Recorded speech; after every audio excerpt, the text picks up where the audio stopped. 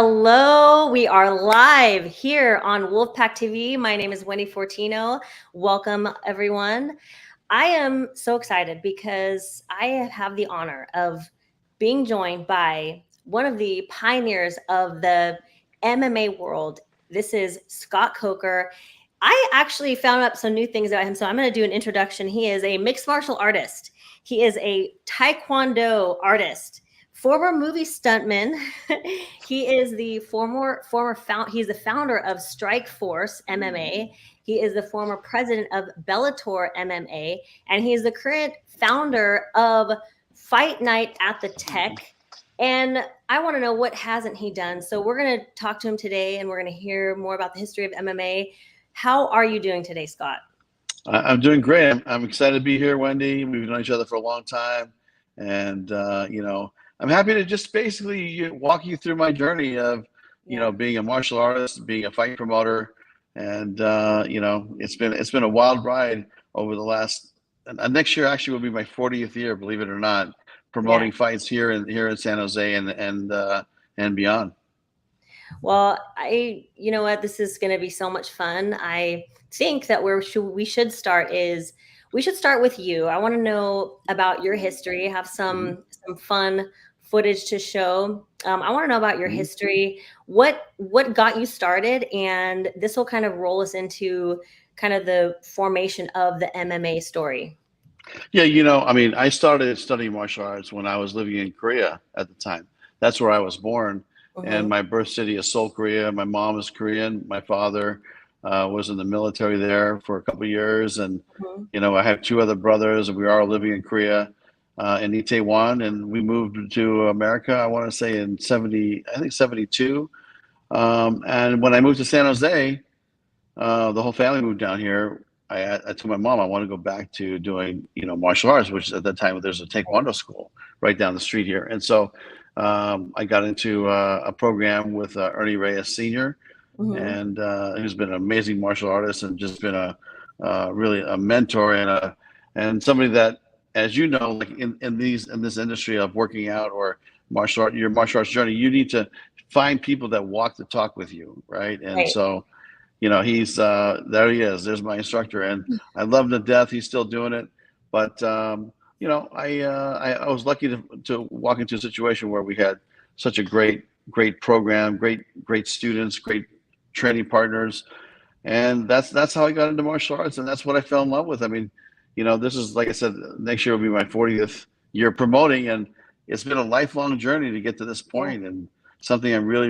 feel I've done a great body of work in many different companies, and one thing my instructor told me a long time ago, he said, don't be a black belt in the school. You need to be a black belt in life. And that's really how I've tried to live my life, Yeah. So Ernie Reyes, he's really big in the Bay Area and in the world of just martial arts completely. So tell me a little bit about Ernie Reyes, because he's part of this whole story also. Yeah, I mean, I remember walking into his school and learning from him, and really it was a very small school, and we probably had 50 students at the time, and he was a master instructor of the school, and I was probably 11, 12 years old, and that's when the journey began, and he was a tremendous martial artist and tremendous athlete competing. He was a former San Jose State point guard playing basketball, and blew his knee out and was looking for another athletic vehicle to keep being competitive, and he found martial arts and fell in love with martial arts, and he's grown his schools, and now he's got 40 schools across the country, and developed so much talent, not just in the Bay Area, but across the world actually now. But if you look at the lineage of all the great students he's created over the years, it's pretty amazing. He helped you start your journey, right? Yeah, because they used to do a lot of when I say they, is he and his other martial arts partner of the schools, and Tony Thompson had his schools with Master Reyes, and collectively I think they had maybe 5 schools in the Bay Area, and they used to do a bunch of karate tournaments, and I'd go to these karate tournaments, And, but these are people where they're competing, kind of like what you do. Yeah. It's like, it's a competition, right? So you're Right. trying to win, and you're trying to win trophies or prize money or whatever. Right. But they were in the live event karate school, karate promotion business. And that's kind of where I got my chops as to, Right. helping them. And then when I had the opportunity to promote my first kickboxing show along with them, actually, they were Yeah. partners. That was 1985 at the San Jose Civic Auditorium. I'll never Yeah. forget it. It was a fighter named George Angot fought Felipe Garcia. Yeah. Sam Montgomery fought that day. We had a bunch of great local talent. And, from that local talent, eventually Yeah. Javier Mendez came out of there. Francis Farley came out of there. And we had a great group of kickboxing fighters in the mid 80s and the late 80s Yeah. fighting at the Civic Auditorium. Yeah. Yeah. You did start Strikeforce. So tell me about Strikeforce, the history of Strikeforce. Yeah, go for it. Yeah, Strikeforce was originally a kickboxing brand, and we did fights on ESPN. The series was called Strikeforce. We had our own ESPN contract at the time, so I think my very first ESPN show that we did on ESPN2 was like 1992, 1993, something like that. Yeah. And we did 24 shows a year from all over the world.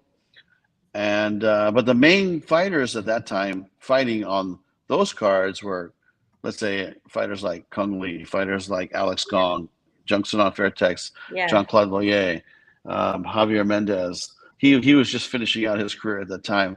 And but we had Rick Rufus, and we had Rob Kamen fighting, and just like all the best fighters in the world would fight on our network. And it was all aired on ESPN. In fact, there he is. There's Kung Lee against Scott Shealy. Yeah, That's Kung so Lee cool. was a super talent. Probably the most talented martial art, probably the most versatile martial artist I've ever worked with. Yeah. Was Kung Lee, because he could do everything. He could point fight you. He could fight you in San Shao, which is like Sandao, what they call it. He could fight in MMA. He could fight in kickboxing. Like whatever you wanted to do, he was happy to throw down with you. So super talented martial artist, and what a treat that we all got to see Kung, in his mid-20s, and then fight all the way through his early 30s. It was quite a journey, quite a ride with Kung. It was pretty amazing. I saw him actually in his later years of his career, and he was still kicking butt. I mean, he was amazing all the way from start to finish. So yeah, I mean, when I think about how disciplined this guy was, and how how hard he worked, and how much he sacrificed, like a lot of other fighters. But it was really, really fun to watch his growth. And probably, Wendy, one of the biggest fights I've ever promoted, and the loudest fight I've ever been in a building, and I don't care if you put 50,000 people in a building, was when Kung Lee fought Frank Shamrock here in San Jose. That was in 2009. Frank was very popular at the time. He had a big following. Kung had his following, and we did a fight at the HP Pavilion 2008, and there it is. So, fight of the year in 2008. It was a fight on Showtime television, cable TV at the time, sponsored by Rockstar, and I think we had like 15,000 people. But it was the loudest I've ever heard a stadium ever in my whole promotional career. Was this fight right here? And Kung, right there, Kung hit him. He hit him, and Frank, but he hit him in the forearm, and he actually broke Frank's arm. And then he hit it again, and then he cracked Frank's arm, like completely cracked it in half. And so 3 shin kicks to the arm, and Frank had a broken arm that he couldn't fight anymore. That was the end of the fight. But did you feel like that's out.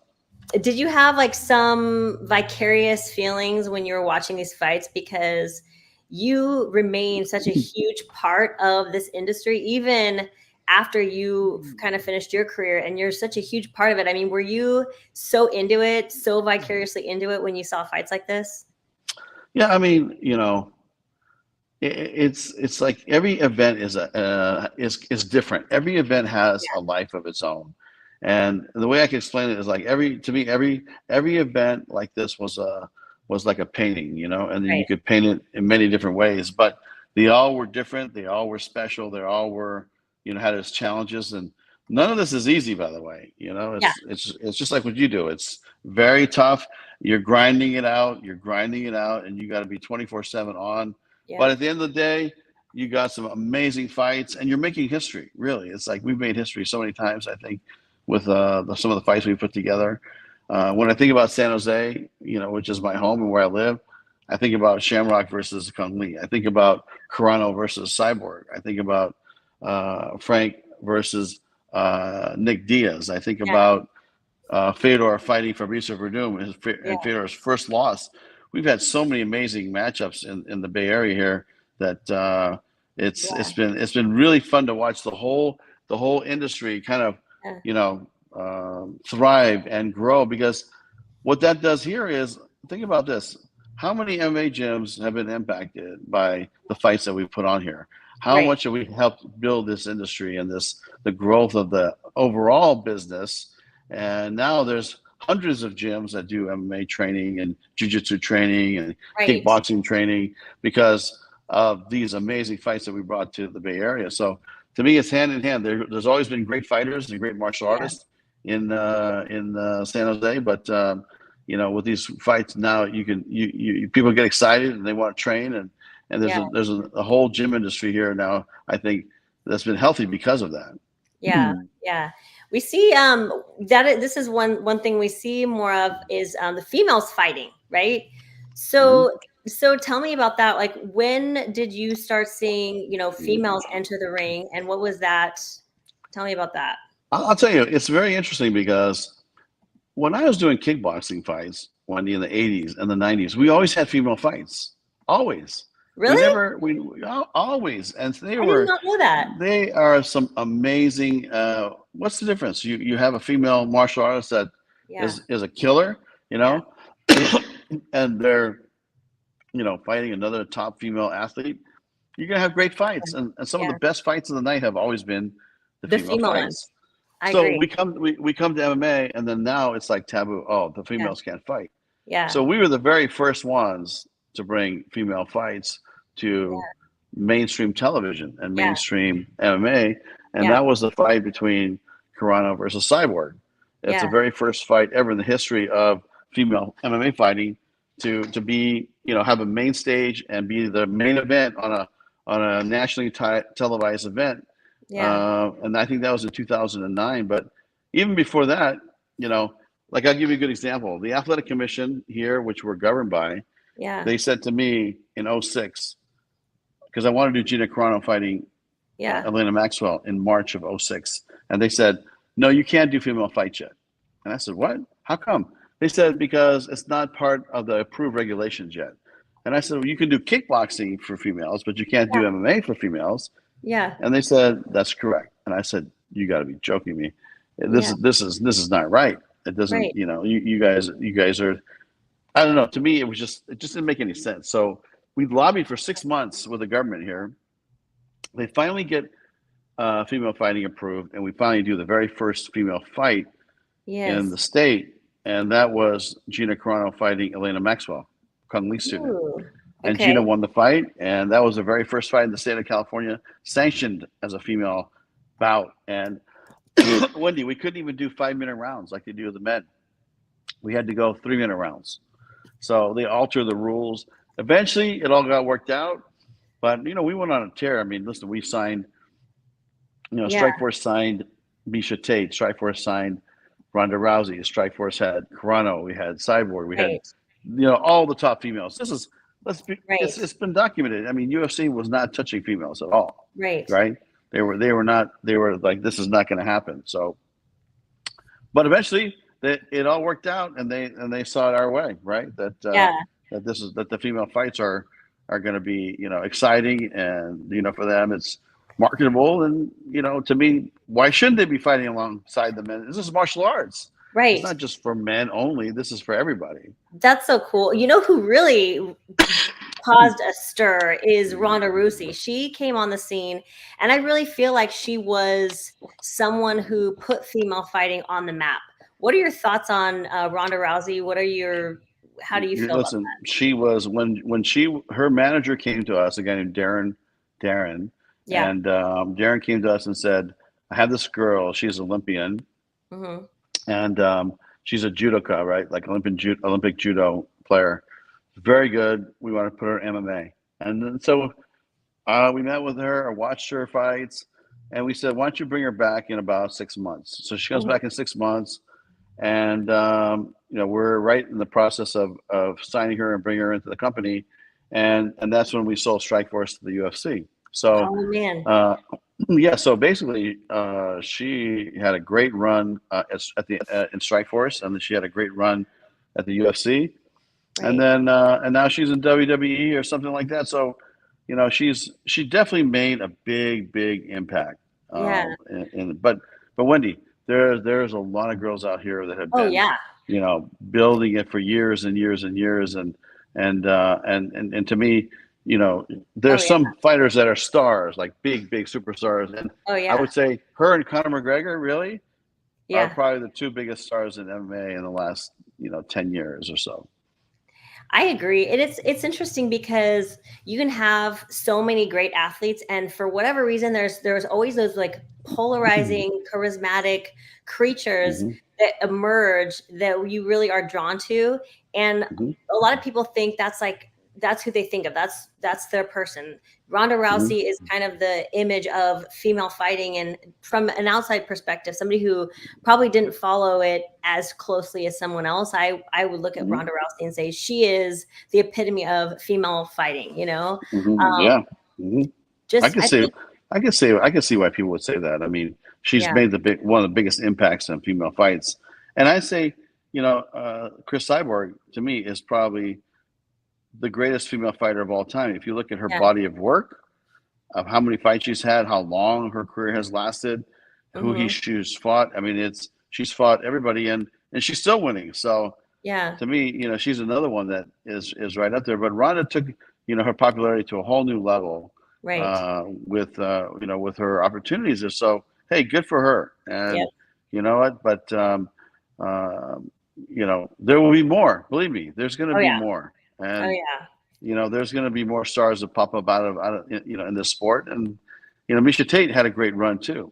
oh She yeah, fought for us many times, and there was a girl named Sarah Kaufman that was pretty good, and she did well. And it's but there's going to be more, and that's the beauty of it, is that go to the Olympics in Paris this year. You'll see some new talent in judo and karate and in the different martial arts disciplines that fight there.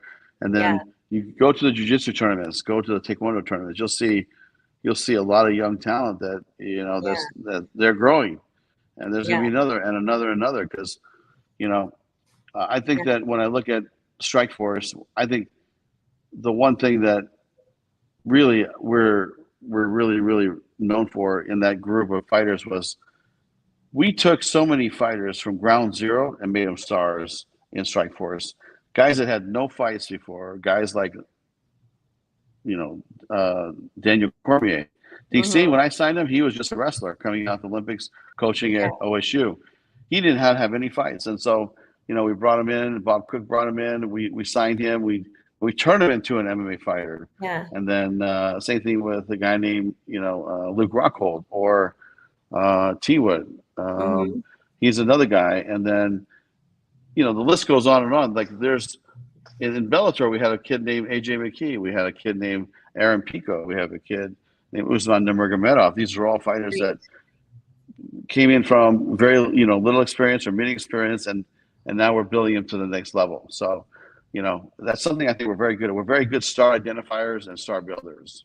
oh yeah. I mean, that's apparent with everything that you've built. It's like you have the Midas touch. Just everything that you touch is just gold. And you sold Strikeforce, and I remember I knew you when you owned Strikeforce, and I knew you when you sold Strikeforce. And a lot of people thought that you were crazy, and a lot of people thought you were going to go right off into the sunset with a Mai Tai, but no, you did not. You went and you became the president of Bellator. So tell me about that transition and a little bit more about that, because I know then you Yeah, rolled it. so I think what happened was in 2009 we started hosting heavyweight tournament, right? And our heavyweight division, I hate to be brutally honest here, but was better than the UFC's heavyweight division, right? They had Kane Ooh, and Brock. They had yeah, Kane, they had Brock, but we had, we had Fedor Emelianenko at that time, who was, yeah. on fire. We had Alistair Overeem. We had Josh Barnett.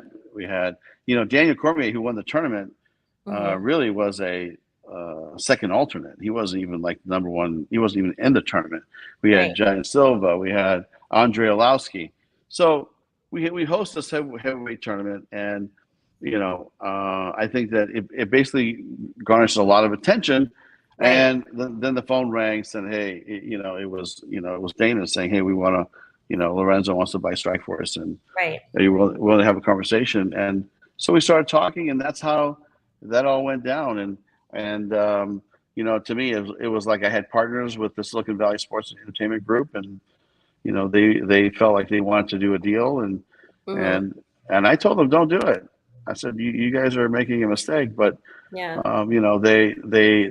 they thought that it was a good offer, and at the end of the day, this is business, yeah. and so we did the deal, and I went to UFC, and I was basically on a 3-year non-compete. Couldn't work for 3 years, So for 3 years, I thought it and was 1 year. yeah, no, 3 years. I was Okay. 3 years in a non-compete, and that's when I got to know Matt and Yeah, you guys at the gym there, right? It's like working out over there at the gym on yeah, Bascom. It's really it was. I felt like my life was paused, yeah. for a moment in time. But after the 3 years came over, was finished, I met a gentleman by the name of Kevin Kay that ran Spike TV, Uh-huh. who greenlit the Ultimate Fighter, and then UFC had went to Fox at that time, and Uh-huh. he asked me to come run Bellator. I Right. really didn't want to do it, but eventually, because I really liked him and his vibe and his energy, and he was Mm-hmm. very very nice man, and I said, okay, I'm gonna give it my best, and I went in there, and eight and a half years later, I think we built a great product for them. It Was it was much really eight different. and a half years? Yeah, eight It and a half really years I did that ran long? Bellator. Yeah, Wow, that's and then crazy. Bellator got bought by a company named PFL, Right. Professional Fighters League. So they did a merger with them. And one thing that I could always articulate in my mind, Wendy, was that I didn't own Bellator. A lot of people think that I did, but I didn't. Yeah. And I was president CEO of the company. I ran it. I think we did a great job. I mean, Mm-hmm. if you look at our social numbers, I mean, we built our social following to something like 8 or 9 million, across all the platforms. We had an 8 or 9 million fan base. We were able to touch them through all the channels, and Yeah. and we were really just rocking it. We had 1.5 million followers on, I believe it's YouTube Yeah, that's channels, awesome.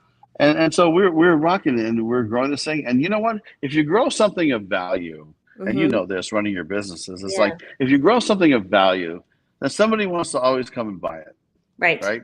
Right. And that's what happened. They made a great offer to Viacom, and Viacom wanted to do the deal, and they did the deal, and I chose not to go with them because I felt like, for me, I it's time for me to go back and be an entrepreneur. I don't really want to work for anybody anymore. Right. Right. I Right. never worked for anybody before Bellator. I always worked for myself. Right. And so to me, it's like I want to go back, and I want to do it my way, and just and go back Mm-hmm. to being an entrepreneur. And then we sat down with Gilbert Melendez and JT. There's Gilbert right there, Mm-hmm. and we said, hey, let's create a fight league in the Bay Area that caters to fighters that have beginning level pro fights. So let's get them busy. Right. Let's get these guys busy. Give back to the community. Give back to the to the fighters, and let them Right. come test themselves. And we had our first fight last Saturday. It was great. We had a great crowd, and the venue is beautiful. Holds about 4,500 people.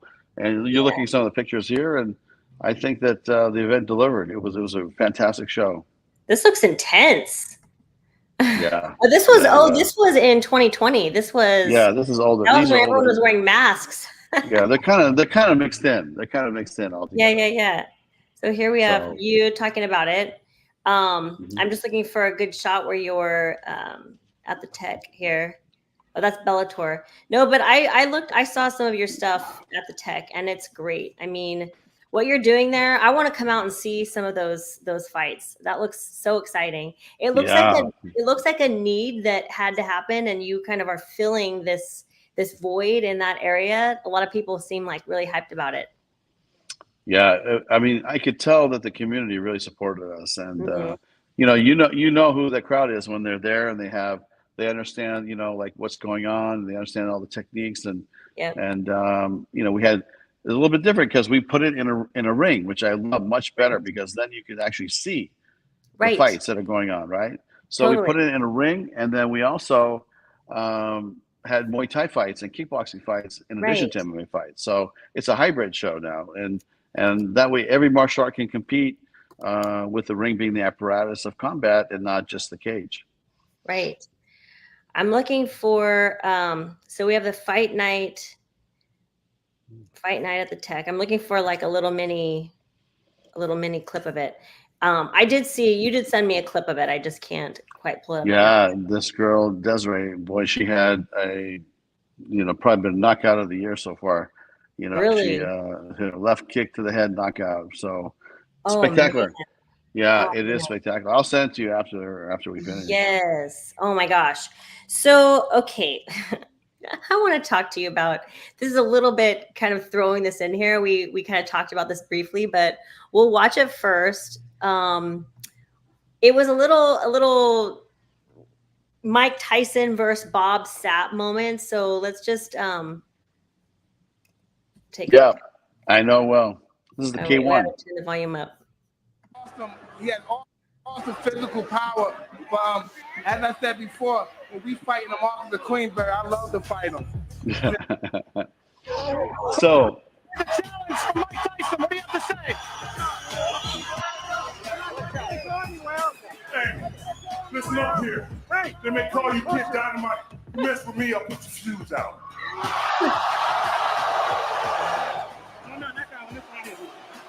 Sign the contract, big boy. Okay, there you go. So that's the part that really cracks me up because the thing about that is, Wendy, when you saw Mike sign with Jake Paul recently, Mike's shirt said "Sign the contract, big boy." This is 20 years ago, right? So Mike still got the same line. He got the same thing going on, but anyway, Mike, we got the opportunity to hang out with Mike for good 8-9 months, and we're trying to get him to sign to fight Bob Sapp. Never worked out. We almost had it, but we just couldn't put all the pieces together. But hanging out that particular night, Mike came. Wait, not so fast. Wait, hang on. We're fast forwarding. Who was it that didn't sign the contract? Was it Mike Tyson or was it Bob Sapp? Oh no, it was actually it's funny because it was Mike's management. He had a manager and a lawyer that didn't want him to fight in kickboxing rules. Okay. And so we were trying to convince Mike, for 6, 7, 8 months, but Mike did not want to fight in, other than boxing rules because that's what he's comfortable with, right? And I was like, Mike, you're going to be fine fighting Bob Sapp in a boxing, like in a kickboxing, because Bob Sapp is not a great kicker anyway. You're going to just be boxing this guy. So, and he's slower. You're going to have, and anyway, I was trying to talk him into it, but at the end, it was, I think, his boxing manager, his lawyer, and his whole team that eventually got him to stay in boxing. But it was an interesting ride hanging out with Mike for 9 months. Believe me, I met a lot of very unique characters in his world that are dear friends of his that were good friends of his, became good friends of ours, and we all kind of just hung out in LA for 8-9 months trying to get this done, but we just couldn't finish it at the end of the day. But that one event that you're looking at is a K1 show that happened in 03, I believe, or 02, 03 or 04. Okay. And Bob came, he was fighting, he finished fighting, he won the fight. Mike came in the room, they went at it a little bit, and of course this is a little bit rehearsed. This wasn't like like it was like, oh, we're gonna just put you guys in the ring. So they kind of had, not that those two talk, but Mike was very good at selling a fight. Bob was amazing at selling a fight. Right. So what you saw there was really, the setup to doing the real fight, which never happened. Right. I just found Ernesto Hoost versus Bob Sapp feud. Do you know about that? Oh yeah, I was there. I was there. You were there? I was there in Japan for both fights. Yeah. Are you serious? Yeah, I worked for a Okay. company called K1, Yeah. and this is the K1 World Grand Prix. And this is a great story. Bob was, I want to say, first or second round draft pick out of Washington, University of Washington, and he went to let's see, he went to Japan, and he was, you know, he was a football player and a pro wrestler trying to learn how to fight. Right. And so, but this is a like a big learning lesson, because Ernesto Hoost was killing everybody at the time, and he was winning the fight, and he was taking it to Bob, and Bob just one time just caught him with this, like I call it the punch from Mississippi. You know, There looks like a big size difference between the two of them. Isn't there a? Don't they have to be like? Bob here is about 390 pounds. How? So He's there's a not big a. man. They don't have No, to be the same in weight. Japan, there is no weight class. Yeah. Are you serious? Is that Yeah, unique serious. to Japan? Yeah, and here you wouldn't be allowed to do it because Ernesto Hoost weighs about 225. But look at Ernesto Hoost is a much more skilled martial artist, and he was taking it to Bob. He was almost knocking Bob out. Bob can barely walk here. That's what I'm noticing. But Bob, you know, he just started throwing punches from his hip, and but he's about to get knocked out. This is the part that Ernesto made a tactical error. Like he basically stayed in the pocket too much with Bob after he hurt him, and then he was trying to finish Bob. Yeah. And this is where he gets from caught. Mississippi. Yeah, here it comes. It's gonna come pretty soon. Bob's about done. Bob's about done. Oh my gosh. Now I'm like on the edge of my seat here waiting for the punch from Mississippi. Oh shoot. Is that it? There it is right there. That one caught him. Oh my gosh. There was. You're talking about a big man trying to punch you. Right? I mean, Bob's 380 pounds and he's strong and he's throwing these punches from Mississippi, and one hits you, cancel Christmas. You can cancel Christmas. Cancel Christmas. Oh my gosh. But this is exciting. I think that, you know, it's so cool to me to hear and learn about how, you know, mixed martial arts really emerged, because, you know, you had the K1 and Pride, and you started off with kickboxing, and there was a little bit of resistance at the beginning of the MMA journey, though, wasn't there? Yeah, I mean, you know what? People didn't understand it. The way I would explain it is, look, this is not like human cockfighting, you know, like these are skilled martial artists going into a cage competing. And people just were like, oh, you know, there's like, how can you do this? And, you know, somebody's going to die. And really, it's like, if you think about the safety regulations and the administration of rules and being a state governed event, which all of our fights are governed by the state of California or state of Nevada, or any state you go to, you're governed by the state. Japan's a little different. It's still the Wild Wild West over there, right? But here you have rules and you have directors, and you're bound by the athletic commission. So there are weight classes and there are certain things you can't do, and you know, and this and that. But you know, around the world, it's all different everywhere you go. Like, you know, that's the thing. You know, like when you think about martial arts, Wendy, it's like there's not a place in this planet that I've gone to where there's not a martial arts gym and there's martial arts going on, martial arts competing. Because people say, oh, you know, American football is the most popular, you know, sport in the world. But really, it's like American football in Europe is now just gaining ground. But take American football to Brazil or to Thailand or to Cambodia or to Japan, it doesn't really mean anything there, right? It's people don't do football when you live in Thailand and then or in Japan, or you know, they play soccer or they do their own sports, right? So it's been great because there's not been a city where I've gone to where I wanted to go watch a great fight or some type of martial arts event, and there's always something going on. In martial arts, it's worldwide.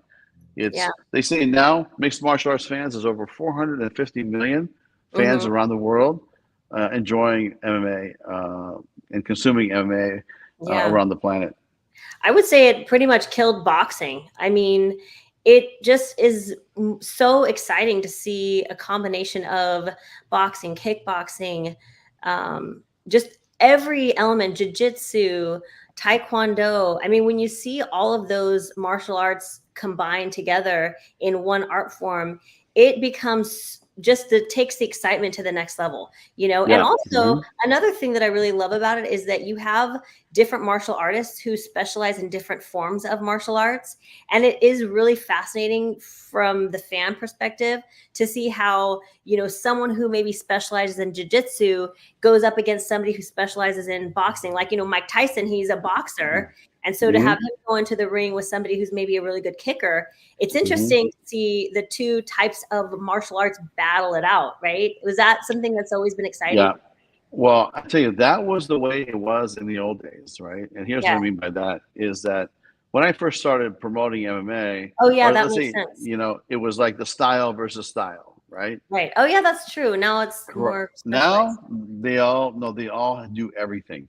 That's true. That makes sense. You have to do jiu-jitsu, you have to box, you have to do wrestling, which is one of the biggest, you know, components of mixed martial arts. You have to know your ground game, you have to know your stand-up, you have to know, you know, a complete arsenal of fighting techniques. Otherwise, someone's going to beat you because they're going to have a complete mixed martial arts style.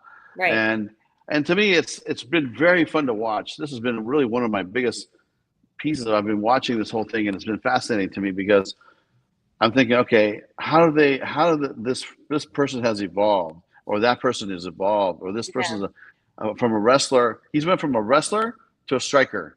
Yeah. And now he's gone from wrestling to jiu-jitsu to striking. And now the transitions are even smoother and better. Like you're seeing like a whole new, I call it like a whole new island develop. And the island really is, what kind of martial artist are you going to be? You know, like new, like a complete mixed martial arts fighters are developing and growing from the last 25 years of combat that have kind of like proven itself as this is the future of martial arts, right? I have an idea. Sure. I have an idea I want to pitch to you. Let's hear it. So here's my idea. What if you actually had a league that was true, like mixed martial artists? So you have specialty martial artists, so people that really do specialize in boxing, in kickboxing. Would that be a possibility? Because that would be so exciting.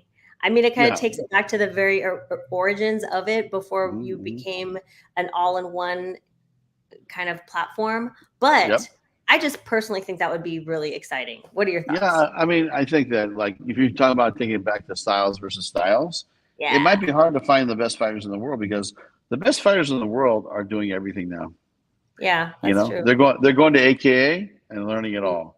They're going to Dan Lambert's gym in Florida and doing it all. There's like 5 gyms around the country that really are the industry leaders of training athletes and fighters to be MMA fighters. And I think that, you know, the top guys in kickboxing all end up at a gym where, you know, it's inevitable, right? Style, it's you form into a different martial artist with different values and different core principles and different skills to take it to the next level. So, you know, to me, it's about execution.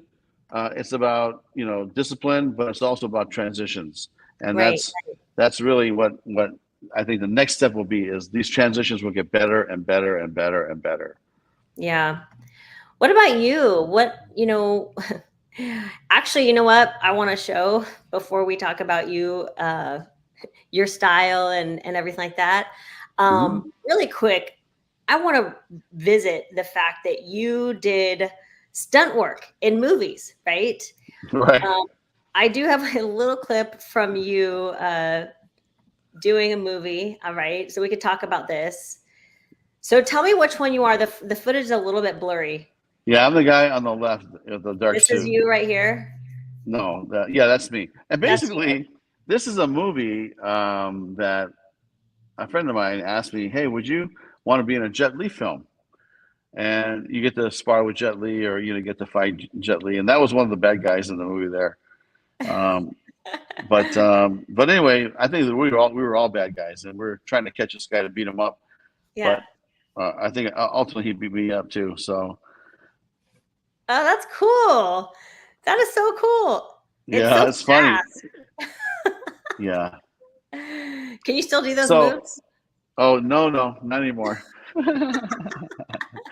Yeah, that's it's good to be young. Let's put it that way. It's good to be young. This is But cool. it's so funny when yeah.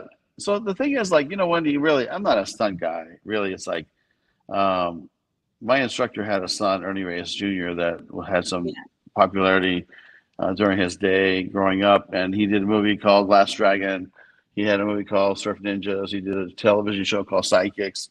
He Hmm. was on Ninja Turtles, and he was in Red Sonja with Arnold and Bridget, and he did a movie with The Rock about when they're in Brazil. Anyway, this Yeah. guy's had a very, very good career in films as he was growing up, and we were all part of the same martial arts team, right? So we Yeah. all worked together. We all, did fight scenes together. We all did. So when it came time for the movies, it wasn't like, hey, you're a real stunt man and you're going to go be a stunt guy. It was like, hey, we need you to go get beat up by a 10-year-old. So we're all going. So that's what that was when my instructor said, let's go, then we all go. That's just how it is, right? You're going to listen to your instructor. So we were basically his fall guys, Okay.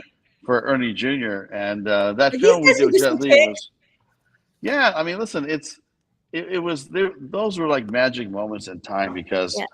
The Last Dragon, the film by Barry Gordy, really was really a lot of fun to work on. It filmed in New York for like a month or whatever it was, but we got to see, and this is in the 80s, right? And the New York Breakers were hanging around the set all the time. They always had all these different martial artists there and actors and musicians, and it was just a lot of fun. And when I You had think to be back on part the of it. time of, yeah, it's like you're just watching all this unfold, and it's just like, I was like what, 20, probably 23 at the time, Ooh, that's and cool. and yeah, and so it's a very cool experience, and I'm like, what? And now they're gonna pay me to do this when we did it all for free for for 10 years before that. But in all seriousness, it was like basically I am part of the school. My job is to make Ernie look great, and that's I did the best I could. So it was a lot of fun. It was a lot of fun. I'm glad I don't do it anymore because I couldn't do it anymore. But Yeah. that was the thing good. But I don't want to give like real stunt people like they are You're putting being their lives at humble. You're risk. being No, humble. no, no, no. These guys are putting their lives at risk when they do these stunts, right? Because I know a That's few of true. them, and they get hurt really bad. We got hurt too, but Yeah. they got hurt really bad. And Yeah. so to me, it's like the real stuntmen. We were martial arts technicians, I would say, right? Yeah. And we had a very special technical ability that would Yeah. come in, do the fight scene, get beat up, do 5, 6, 10 takes. Okay, get out of here, go home now, and that's really what it was. But I grew up with my instructor and my team, and we Yeah. had we did demonstrations all over the country and all over the world, and the moment in time with Ernie Jr. and his dad doing the films, it's Yeah. something that's now going to be marked forever, right? Like The Last Yeah. Dragon. If you haven't seen that movie, you got to watch it. It's actually really funny still, and I'm I going think to now. yeah, you got to watch it. I'm It's going pretty to now. amazing. Yeah. Yeah. Yeah. So you'll see it. It's gonna be fun.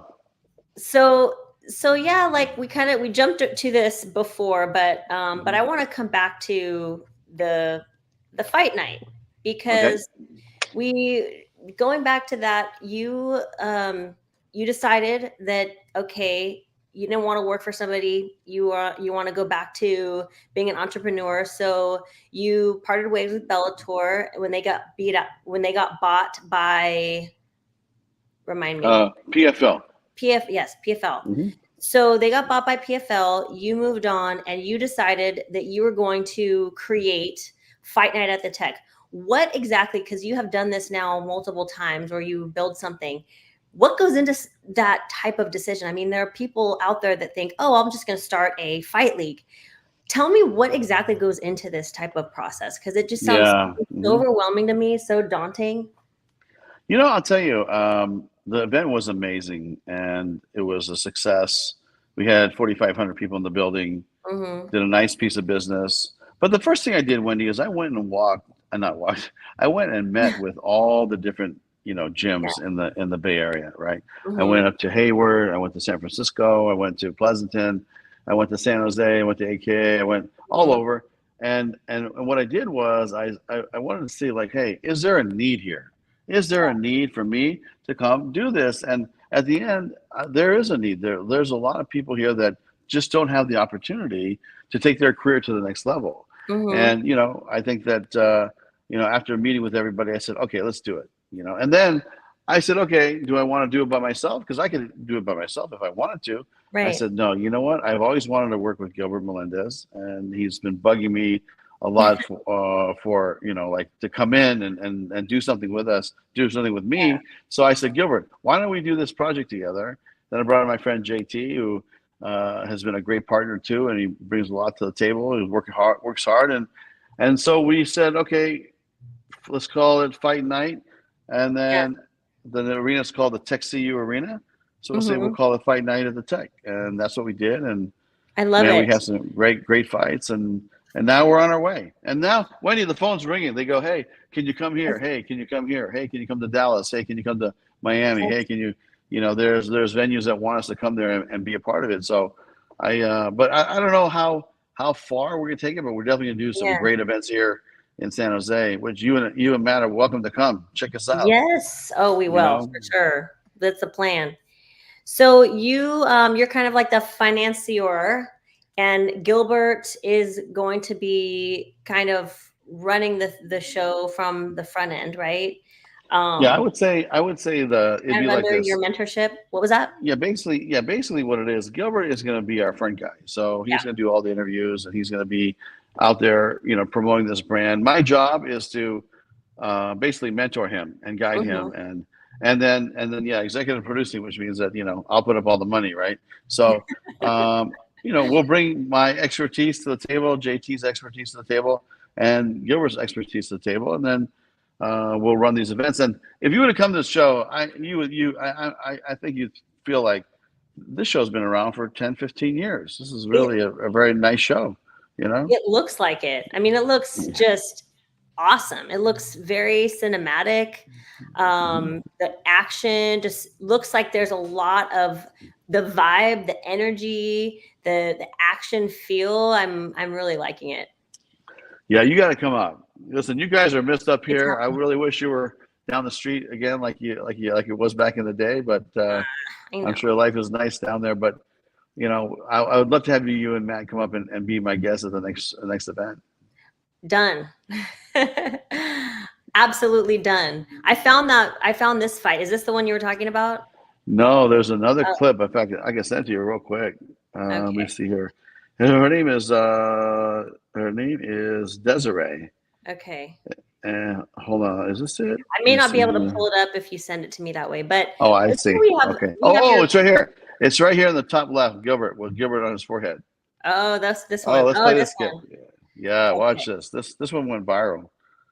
This girl is super talented. I'm really excited about her. Here it comes. Don't blink. Whoa! Oh man. Yeah, she's brutal, man. Jeez, that's crazy. That's not easy to do. Man, that was nuts. Yeah, she's crazy. Yeah. So the moral of the story there is keep your hands up. Right. I know the girl learned her lesson, right? No, yeah, keep your hands up. It's so cool. It looks like you really support the females. You support the males. You support, basically, you are taking something, you're building it up. You're supporting like some of the smaller local fighters, which I think is great. And I think under your mentorship, I think Gilbert's going to be able to make that thing just bigger than ever. Bigger than ever. It's just getting started. So obviously it's continuing to be better than ever. But it's going to be, just knowing you, it's going to be huge. I mean, this is going to be insane. Well, we're gonna have a fun time with it, and I feel like we just had a meeting actually today before I came here, and they're all excited, and I'm like, hey, young bull, calm down. Let's do this and do it tactically, but they're fired up, ready to go. Like, when's the next one? When's the next one? Because I know all of our fans that were there are all calling me too, saying, hey, when's the next one, man? We want to go. We want to go, right? But it's I said, look, I got some Yeah. graduations I got to go to. I got some, Yeah. birthdays I got to go to, and then we'll talk about it in a couple of weeks. But I don't want to talk about it right now. Yeah. Well, a little bit about this company. So WOLFpak, it was started by Michael Henderson out of his garage 3.5 years ago. And he started this company after he recovered from cancer. And he was, having a conversation with himself about like, what mark have I left? Like, I haven't left my mark. And that's what actually sparked his desire to build this brand. And he just kind of drummed up this idea out of his passion for, wanting to help people and the fitness industry and the bodybuilding world. Now we're getting other spaces into it too. But then, this company is like blown up like crazy. And one thing he always says is, he'd rather have a racehorse than a donkey, people that he has to hold back. I'm going to use that line one day. So that sounds like it's what you have. You have racehorses. You'd rather have a racehorse than a donkey, right? Yeah, exactly. Yeah. I mean, that's a good way to put it. I'm going to use that in my next staff meeting. You gotta hold people back versus kick them to go. I think that's a good place to be, right? Yeah, I mean, listen, the work that goes into putting an event on like this, it is pretty large body of work, right. And it'll tie you up for 6 weeks to 2 months, but at the end, the feeling is great, and you want to do it again and again right. and again, and then here we are 40 years later, right? It's like time flies like that. Oh my gosh.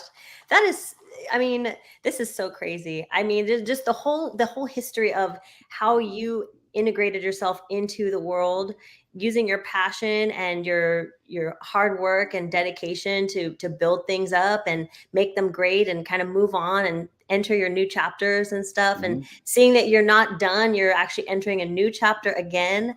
It seems like you're just a never ending ball of like MMA magic.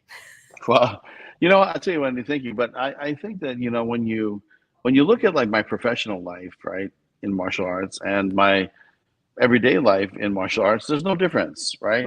It was like, this is something I love to do. This is something I would do for free, right? Honestly, this is something that, there's no separation. And I think that's why I'm very good at it, because I've been doing it so long.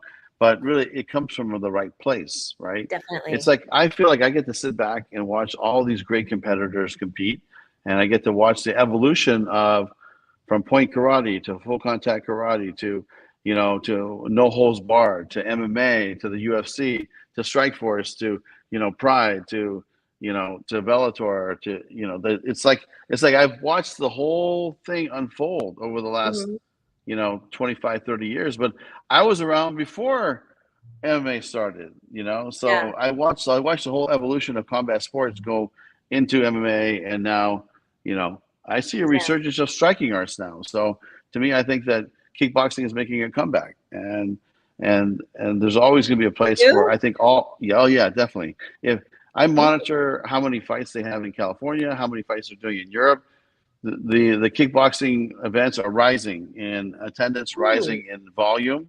and to me, it's like, look, it's great to have both. I mean, I get to sit back and watch, and we're going to promote both. But I love going to events where I don't have to do anything other than just be a fan, sit back and watch the best MMA fighters and the best kickboxers in the world fight. Come on, is that a job? That's not a job. That's just, I'm just lucky. I don't know. You make it look easy, but I know there's a lot that goes into it. Your mentorship, your gems that you, just from your experience and everything you've been through, a little gem from you goes a long way to somebody like Gilbert, right? I would definitely say. I would also say that, it's very clear and apparent that you're a positive force in the industry, because this whole time, even, you have not said one bad thing about any other company, competitor, or anything. You're 100% focused on promoting what you're doing, promoting the athletes, making everything that you touch a little bit better, a lot better. And I think that's what makes you so great and so unique. And it's very rare, especially in the world that you live in. You know, you don't get a lot of that. And it's what makes you so beloved, Scott. Seriously. Well, thank you. You know, listen, there's always going to be haters out there. You know it, even Oh, in your world too. I'm sure they're out there, right? And you know what? When we're like in the gym and I was like, you know, watching you work out, I said, man, this girl knows how to grind it and just keep grinding and keep grinding. And you're not watching the person next to you or the person over. You're Nope. just doing your thing and just rocking it and rocking it and rocking it. And that's how I feel too. Like, look, you know, there's haters, there are people that support you, and there's, you know, everything in between. And it's like, but really, it's like my focus is on project at hand. What is task at hand? What is the mission at hand? And very rarely is the mission, oh, what are they doing over there? Yeah, do you have to monitor this and that because you're in the same business, whatever? But you know, I don't live my life being validated by other people, you know, that might happen to be in the same business. You know, it doesn't say anything about it other than they're in the same business, right? So to me, I have a core value system, a core belief system that I've grown up with in the martial arts. I'm going to stick to that, and I'm just going to keep marching forward. Yeah, that's amazing. Do you you would love talking to Michael because he feels the same. This is how he talks too. Speaking of which, do you have a WOLFpak? I don't, but I love one. Yes, and get everyone in on WOLFpak, and we're gonna get some of your fighters in here. We gotta get the WOLFpak out there for sure. Yeah, we got to get a WOLFpak MMA support team. Yes, yes, yes. I think that's good all the way around for sure. So, well, Scott, my goodness, I so appreciate you. You don't even know. Do you have any final thoughts, final words you'd like to leave for everybody? No, listen, I'm so happy for you, Wendy. I'm gonna, you know, you're gonna be the media mogul here now, and you know, whatever we can do to help support you and you and Matt come up, please come to my next fight. Okay. I'll give you the details way ahead of time, and Awesome. look forward to breaking some bread with you guys again soon. Awesome. All right. Well, this ends our WOLFpak Live. And I want everyone out there to know that make sure you go to wolfpak.com for all of your backpack, duffel bag, meal management, everything you put your stuff into needs. And until next time, thank you so much, Scott. Don't go anywhere. I'm going to say goodbye to you afterwards. And everybody watching, goodbye. I'll see you later.